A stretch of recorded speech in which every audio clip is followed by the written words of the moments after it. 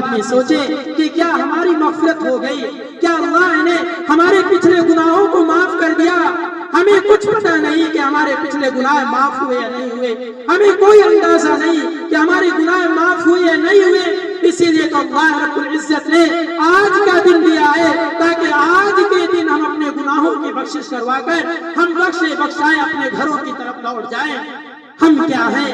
صحابہ ایسے تھے، صحابہ کے اندر اتنا خوف، اتنی خشیت ان کے اندر پیدا ہو گئی تھی۔ حضرت عمر رضی اللہ تعالی عنہ عید کی نماز پڑھ کر اپنے گھر گئے، عید کی نماز پڑھ کر اپنے گھر گئے، دروازے کو بند کر کے اپنے آپ کو ایک کوٹری میں بند کر لیا اور چیخ چیخ کر دہاڑے مار مار کر رو رہے ہیں۔ صحابہ کی جماعت حضرت عمر کے دروازے پر پہنچتی ہے اور یہ کہتی ہے کیا ہو گیا؟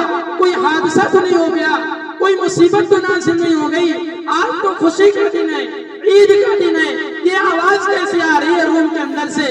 ذرا کوئی معلوم کرو کہ حضرت عمر کے ساتھ کیا ہوا ہے۔